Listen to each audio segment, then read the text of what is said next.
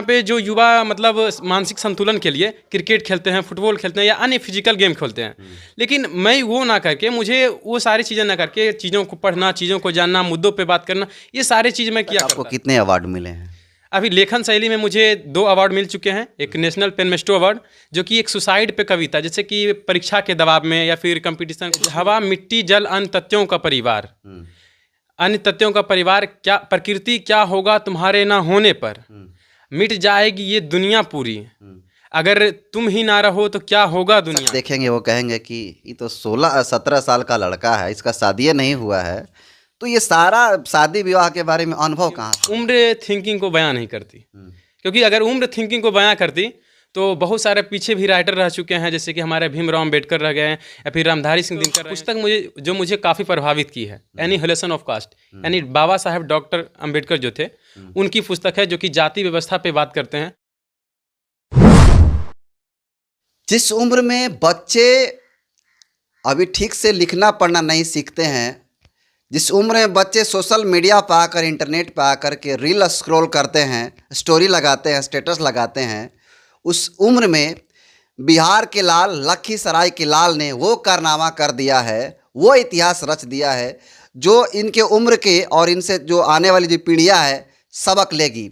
हमारे साथ इस कैमरे फ्रेम में जो शख्स को देख रहे हैं, इनका नाम बादल भारती है और इन्होंने बहुत बड़ा कारनामा किया है, अपने देश, अपने बिहार का नाम रोशन किया, अपने ज़िला का नाम रोशन किया। इनसे बात करेंगे और जानेंगे कि इन्होंने क्या ऐसा काम किया है जिसके इनके ज़िला का नाम, बिहार का नाम रोशन हो रहा है, देश का नाम रोशन हो रहा है। सबसे पहले आपका स्वागत है बादल जी। बहुत बहुत धन्यवाद जनतंत्र खबर और इसके टीम को कि जो हमें इस बोलने का और इंटरव्यू लेने का मौका दिए हैं। थोड़ा सा आप अपने बारे में बताइए, कहाँ के रहने वाले हैं, क्या करते हैं?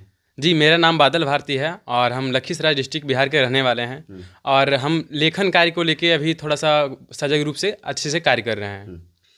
दर्शकों, मैं आपको बताना चाहूँगा कि ये बादल भारती जी महज 17 साल की उम्र में वो अनुभव करके एक किताब लिखे। मैं किताब को भी दिखाना चाहूँगा, अब फ्रेम में आप किताब को देख सकते हैं, आखिर शादी क्यों।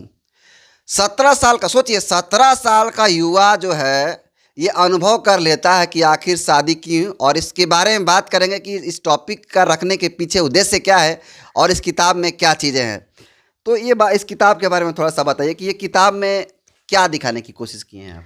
ये किताब शादी के इर्द गिर्द लिखी गई है। जैसे कि एक जब किशोरावस्था हमारा लगभग 10-11 वर्ष से प्रारंभ होता है, तो हार्मोनल चेंजेस होने लगते हैं, चाहे वो किसी भी लिंग के व्यक्ति विशेष हों।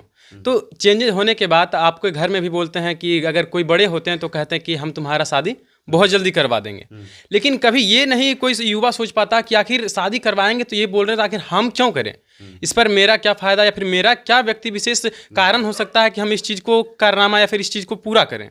लेकिन ये चीज़ ना सोच के बस पारिवारिक दबाव में वो अपना कहते हैं कि चलो ठीक है, परिवार बोल रहे हैं या फिर समाज बोल रहे हैं तो दबाव में कर लेते हैं। लेकिन मेरे पास जब ये देखा, मैंने समाज में देखा कि बहुत सारे दबाव में कर रहे हैं, तो बहुत सारे उत्पीड़न भी देखने को मिलती है कि दबाव में करवा दिया जाता है। तो उस पर अगर लड़की है तो ससुराल में उसके साथ बहुत सारे हिंसात्मक पहलू भी होती है। लेकिन अगर वही लड़की अगर सोच ले कि आखिर हम शादी क्यों करें, कर रहे हैं तो हमारा कुछ रीज़न होना चाहिए, अपने पहलू से करेंगे, तब जाके मेरे मन में इस सब चीज़ को देख के सवाल आया कि आखिर मैं शादी क्यों करूँगा। और तब ये जब सवाल आया तो मैंने इस पर पढ़ना प्रारंभ किया, तो देखा, और पढ़ने के लिए जब मैंने देखा कि पुस्तक कोई है या नहीं ताकि इससे हमें कुछ ज्ञान मिल सके, तो पूरी इंटरनेट, पूरी इधर उधर पुस्तकालय एवं जो भी अनुभवी लोग हैं उनसे बात किए, लेकिन आज तक मुझे कोई भी इस चीज़ पे, आज तक किसी लेखक का मुझे पुस्तक प्राप्त नहीं हुआ। तब जाके मैंने इस पर सोचना और इस पर थॉट को मतलब कि प्रारंभ किया, एक साथ उसको इकट्ठा करना, लोगों से जानना, सामाजिक लोगों से जानना कि अनुभव क्या रहा है उन लोगों का। तब जाके मेरे एक छोटी भाई हैं सुधांशु, उसने बोला कि आप बचपन से लिखते आ रहे हैं तो आप सबसे पहले इसी चीज़ को कवर कीजिए, क्योंकि आज तक कोई नहीं लिखे, ताकि युवा इस चीज़ को समझ पाए। अच्छा, आपका उम्र जो है 17 साल है, जिस उम्र में बच्चे खेलते हैं, कूदते हैं, रील देखते हैं, तमाम तरह की खेलों से जुड़े रहते हैं, उस उम्र में आपने किताब लिखने का कार्य क्यों किया, दूसरा कार्य क्यों नहीं? देखिए, मेरे एक फूफा जी हैं, उनका नाम मिथुन है। वो घर जब भी आया करते थे तो कविता हमको लिखकर नया नया चीज़ सुनाया करते थे। तो वहाँ से एक जागरूकता मेरे में आई। जब वो आते थे तो 24 घंटा उठना बैठना खाना पीना सब उनके साथ होता था। वहाँ से एक मेरे अंदर में धीरे धीरे लेखन शैली का जो प्रभाव है वो चलता गया, और धीरे धीरे कब मुझको लिखने की आदत पड़ गई खुद मुझे पता नहीं चल पाया। तब जाके आगे बढ़ते बढ़ते जहाँ पे जो युवा मतलब मानसिक संतुलन के लिए क्रिकेट खेलते हैं, फुटबॉल खेलते हैं या अन्य फिजिकल गेम खेलते हैं, लेकिन मैं वो ना करके, मुझे वो सारी चीज़ें ना करके चीज़ों को पढ़ना, चीज़ों को जानना, मुद्दों पे बात करना, ये सारी चीज़ मैं किया करता था। तो यही माइंड को संतुलन करने के लिए मैंने लेखन कार्य को चुना, ना कि किसी फिजिकल गेम को। अच्छा, अब तक आपने कितनी किताबें लिखी हैं? ये मेरी खुद की जो एक उपन्यास के तौर पे या फिर एक सामाजिक पुस्तक के रूप में मेरी पहली पुस्तक है, जिसमें पूरी चीज़ें मैंने समाज को परीक्षण करके लिखा है। बाकी हमारे 3-4 पुस्तकें हैं जो कि एंथोलॉजी के रूप में मौजूद है, जिसमें हमारी कुछ कविताएं और कुछ कहानियां मौजूद हैं। आपने किताब लिखा, ये किससे इंस्पायर हैं आप? कैसे आपको लगा कि ये किताब लिखनी चाहिए या फिर साहित्य में आना चाहिए? कहाँ से इंस्पायर हैं? देखिए, मेरा मानना है कि अगर हम जीवन में कुछ सोच रहे हैं, अगर हमारे पास ज्ञान है, तो अगर हम इसको वक्तव्य के रूप में रख के अगर इस दुनिया को बताना चाहें तो कितना भी भाषण दे खत्म नहीं होगा। तो हमारा ज्ञान इस धरती पे बना रहे और इससे समाज को कुछ अच्छा संदेश जाए, इस चीज़ को मैंने किताब लिखने के रूप में चुना। कि अगर मैं किताब लिख कर अपने ज्ञान को रखता हूँ तो हर किसी को एक्सप्लेन करने की दरकार नहीं है, बल्कि वो खुद उसको अध्ययन कर सकते हैं। अब तक आपको कितने अवार्ड मिले हैं? अभी लेखन शैली में मुझे 2 अवार्ड मिल चुके हैं। एक नेशनल पेन मेस्टो अवार्ड, जो कि एक सुसाइड पे कविता, जैसे कि परीक्षा के दबाव में या फिर कंपटीशन कुछ भी होता है तो वो अपना सुसाइड कर लेते हैं या फिर सुसाइड करने का सोचते हैं। तो वैसे युवाओं को प्रेरणा देने के लिए मैंने एक कविता लिखा जिसका टाइटल था सुसाइड करना कोई तरीका नहीं। तो उसके लिए मुझे नेशनल पेन मेस्टो अवार्ड दिया गया। और अभी 1 सप्ताह पहले दरभंगा में राष्ट्रीय स्तर की साहित्य महोत्सव हुई थी। तो साहित्य के फील्ड में मेरी लेखन शैली को देखते हुए सबसे पहली बार जिंदगी में मुझे अंगवस्त्र से सम्मानित किया गया। अच्छा, ये जो किताब आप लिखे हैं, इसके अलावा भी कविता वगैरह भी लिखते हैं? जी। कोई कविता याद है जो आप दर्शकों को सुना सकें? अभी एक मैं पैराग्राफ सुनाना चाहूँगा, प्रकृति को लेके है। प्रकृति, उसका शीर्षक है प्रकृति तुम्हारे ना होने पर।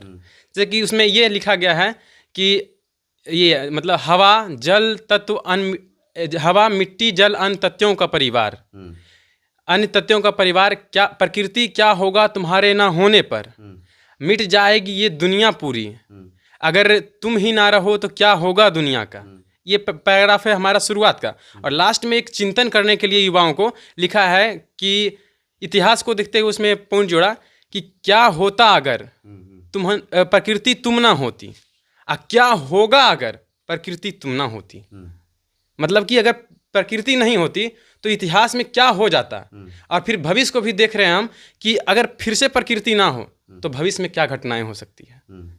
जो कि हम प्रकृति का सुरक्षा, क्योंकि प्रकृति को बहुत सारे अब खामियां, कारखाने वगैरह या फिर बहुत सारे नुकसान पहुंचाए जा रहे हैं। तो उस चीज़ को मैंने इससे मतलब कि सजग करने का प्रयास किया है कि प्रकृति का संरक्षण बहुत ज़रूरी है।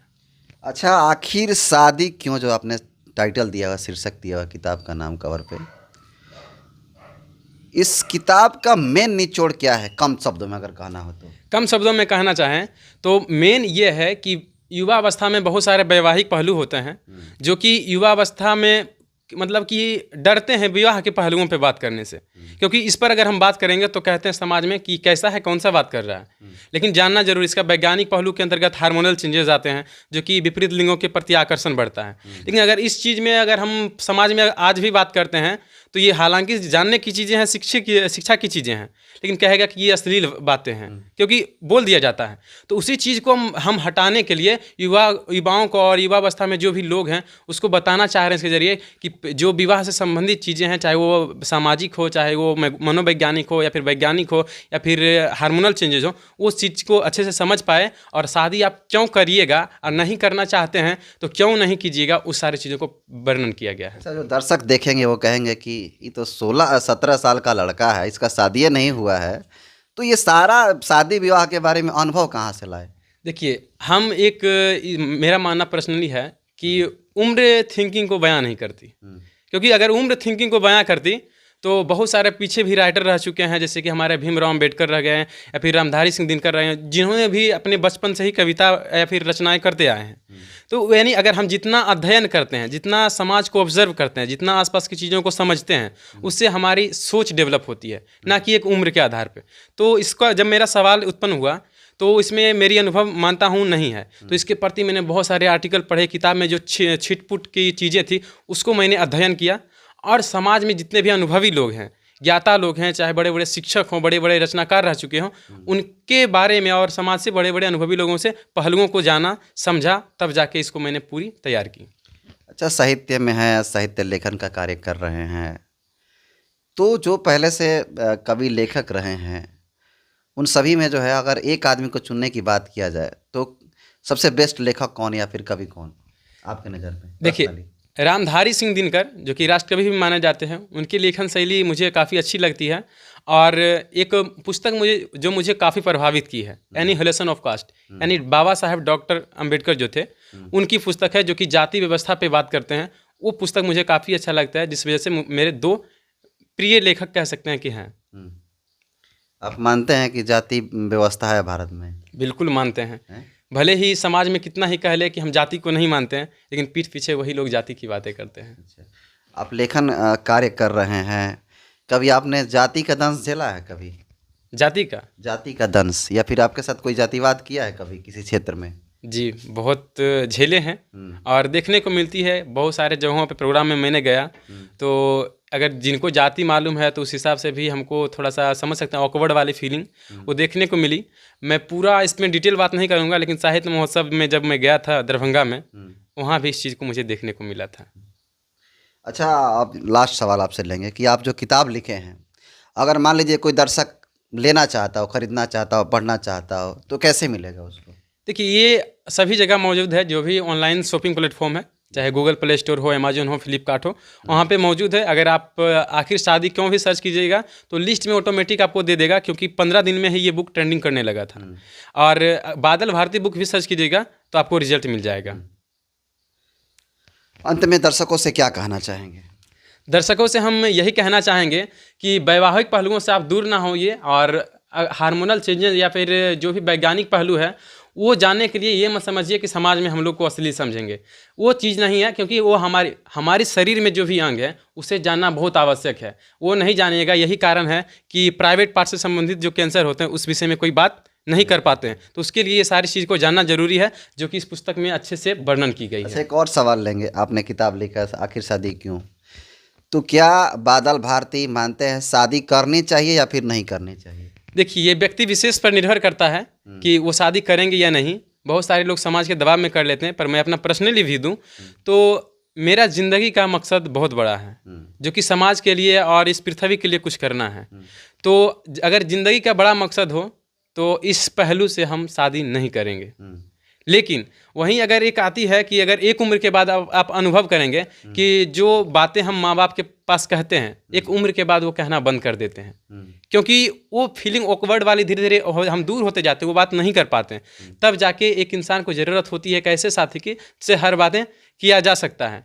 तो वो साथी ही एक मतलब विपरीत लिंग जो होते हैं वो मनोवैज्ञानिक रूप से बहुत संतुलन प्रदान करती है, इसलिए ज़्यादा आकर्षण वाली चीज़ें भी होती है, तो वो पत्नी हो सकती है। और यही कारण है कि जो बातें होती है संतुलन के लिए, आज लोग प्रेम में प्रसंग में पड़ रहे हैं, क्योंकि वो अपनी बातों को साझा करना चाहते हैं, दिमाग को संतुलित करने के लिए। आपने प्रेम प्रसंग की बात कहा, तो अब प्रेम विवाह को कैसे देखते हैं? प्रेम विवाह होना चाहिए या फिर नहीं होना चाहिए? देखिए, प्रेम विवाह गलत नहीं है, और जो सुसंगत विवाह होती है, यानी जिसको हम लोग अरेंज मैरिज कहते हैं, उसका आधार भी तो प्रेम ही है ना, जो कि हम लोग समझ नहीं पाते हैं। तो प्रेम विवाह होना चाहिए, परंतु प्रेम विवाह के चलते आप परिवार की जो निर्णय होती है उसको टाल के ना, बल्कि उनको कन्विंस करने का प्रयास करना चाहिए। चलिए, बहुत बहुत धन्यवाद। तो ये थे बादल भारती, जिन्होंने एक किताब लिखा हुआ है आखिर शादी क्यों। अगर इस किताब को पढ़ना चाहते हैं, अमेजोन या फ्लिपकार्ट या प्ले स्टोर पर जा कर के परचेस कर सकते हैं और मंगा कर पढ़ भी सकते हैं। बाकी इनकी किताब को आप खरीदिएगा, पढ़िएगा, उसके बाद आप अनुभव शेयर करिएगा और कमेंट कर जरूर बताइएगा। बाकी इनका जो ओपिनियन है शादी विवाह को लेकर के, आप कैसे देखते हैं, कमेंट कर जरूर बताइएगा। बहुत बहुत धन्यवाद।